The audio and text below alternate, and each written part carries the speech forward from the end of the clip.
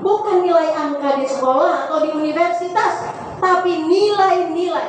Hanya sedikit nilainya. Kalau seluruh 16 prinsip nilai universal, ya, di seluruh dunia ada 16 prinsip nilai yang disepakati, maka jika dia diperas nilai itu hanya 4 saja.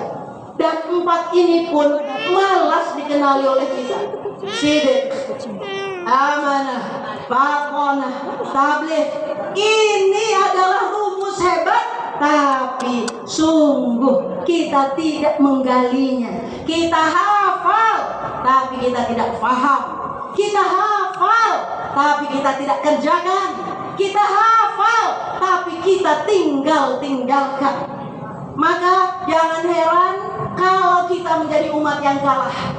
Jangan heran kalau kita menjadi si bodoh yang tertinggal. Tapi catat pada malam hari ini, jika masing-masing diri, jika masing-masing emak, masing-masing nenek, masing-masing ayah, masing-masing pemuda di hatinya ingin melakukan perubahan, hatta perubahan itu hanya di antara kita dengan Allah saja, maka insya Allah perubahan itu akan bergulir bagaikan bola salju. Sebab kebaikan itu berteman hanya dengan kebaikan, dan keburukan itu pasti berteman dengan keburukan. Jangan engkau gampangkan, remehkan kebaikan yang kecil, sebab mana tahu hidupmu berakhir di situ. Jangan kau remehkan keburukan yang kecil, sebab mana tahu hidupmu berakhir di situ. Yang pertama husnul khatimah, yang kedua su'ul khatimah. Hidup ini sederhana saja, sangat sederhana. Kawan-kawan yang ada di luar, ketahuilah bahwa hidup kita pendek sekali. Hari ini, malam ini, pukul 10 malam lewat 12 menit, hamba Allah Neno Warisman masih bicara, masih memegang mic. Siapa yang bisa jamin 2 detik berikutnya, 2 menit berikutnya, 2 jam berikutnya, 2 hari berikutnya, atau 2 pekan berikutnya, atau 2 bulan berikutnya? Tidak ada yang tahu apakah jasad yang dibungkus oleh baju yang bagus ini, wajah yang dikasih pemerah pipi, pemerah bibir ini, apakah dia masih akan bisa berbicara seperti ini? Tidak ada yang bisa tahu. Tapi kita seringkali menafikan hari itu. Kita tidak mencintai dan belum mencintai dan belum mewariskan kecintaan kepada kematian kepada anak-anak kita. Padahal kematian itu lebih pasti daripada kehidupan. Kematian itu adalah awal dari kehidupan yang betul-betul bahagia, lebih baik dari seluruh masa hidup kita. Lalu kenapa kita takut sekali? Banyak orang yang mengajarkan kepada kita bahwa kematian itu adalah musibah. Lah, kematian itu adalah jalan untuk mencapai hakiki kesejatian, kebahagiaan. Karena apa? Cita-cita manusia mukmin bukan tinggal di dunia. Dunia ini penjara bagi orang mukmin. Dunia ini penjara. Apalagi anak muda, nggak boleh berzina, nggak boleh ini, nggak boleh itu, nggak boleh apa, semuanya nggak boleh. Tapi ketahuilah bahwa penjara itu hanya sebentar sekali. Begitu banyak kisah Musa bin Umair, Usama, siapa lagi sebutkan, pemuda-pemuda hebat yang ada dalam kisah akan memberi semangat kepada pemuda-pemuda untuk meninggalkan kemaksiatannya dan bergerak untuk menuju kepada kesalihan.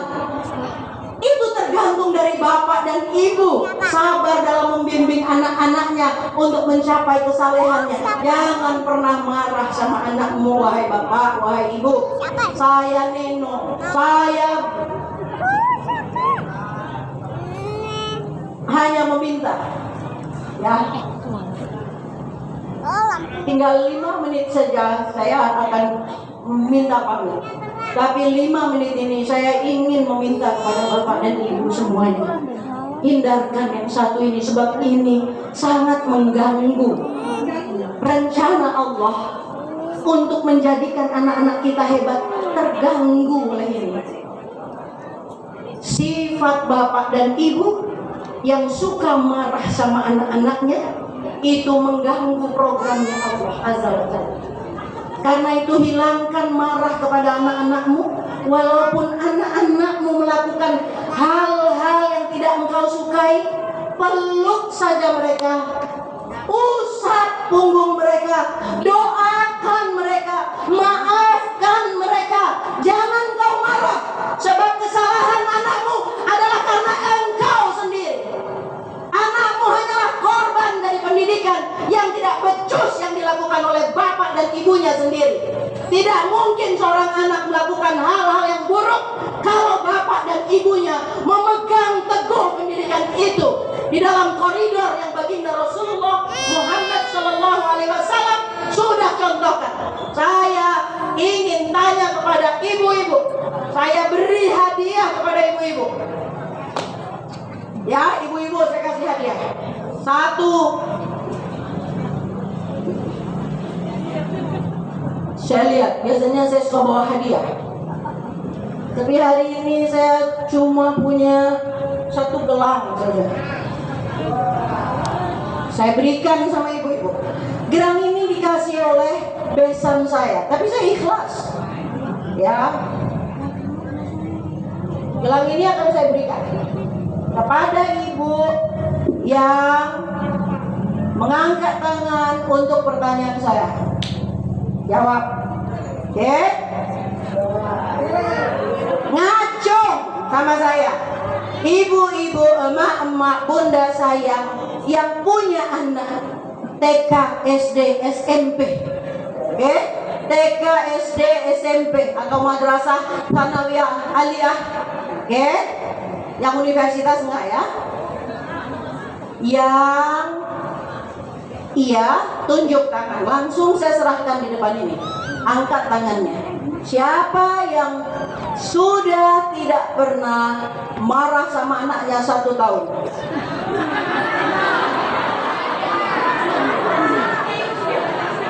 Tidak ada. Tidak ada. Berarti bapak-bapak yang menikahi ibu-ibu itu bapak-bapak apes. Ya? Karena perempuan, ya, tugas pertama perempuan adalah memelihara nama Allah yang ada di tubuhnya. Namanya apa? Rahim. Kalau perempuan itu jahat, kalau perempuan itu galak, kalau perempuan itu cerewet, nggak apa-apa. Memang perempuan cerewet mulai. Tapi kalau perempuan itu kasar, kalau perempuan itu tidak penyayang, anaknya suka dipukul, suka dimarah-marahin, berhenti jadi perempuan. Terus jadi apa kalau berhenti jadi perempuan? Emang ada yang lain? Nggak ada. Ibu-ibu, saya adalah ibu yang punya anak 27 tahun, putra saya lulus. Alhamdulillah. Ekonomi. Putri kedua saya 25 tahun sudah menikah, lulus cum laude dari ITB. Yang satu UI, yang nomor 2 ITB. Anak saya yang nomor 3 lulus cum laude terbaik juga dari Institut Pertanian Bogor. Umur 23 tahun. Tidak pernah saya marah. Anak-anak jadi pintar kalau nggak dimarahin. Anak-anak jadi bisa belajar kalau kita tidak meminta kepada dia atau tidak menyakiti hati dia. Ingat bunda, gelangnya emang nggak niat dikasih ya. Supaya ibu-ibu ingat ya, jangan mengandalkan kemarahan. Dan jika ibu-ibu punya suami-suami yang juga suka marah sama anaknya, jangan salahkan suaminya. Salahnya ada di ibu-ibunya. Kenapa ibu-ibu nggak sayang sama suaminya? Karena suami-suami yang disayang hatinya lembut. Ibu-ibu harus sayang sama suami. Ibu-ibu coba saya tanya, 5 menit lagi ya. Saya tanya sama ibu-ibu, ibu-ibu di rumah punya baskom apa enggak? Punya baskom. Bapak tahu ibu punya baskom? Ibu-ibu punya elap enggak? Bisa nggak masak air hangat? Air panas bisa? Bisa. Pernah nggak ibu-ibu ambil baskom, taruh air panas, jangan disebor ke bapak, bukan?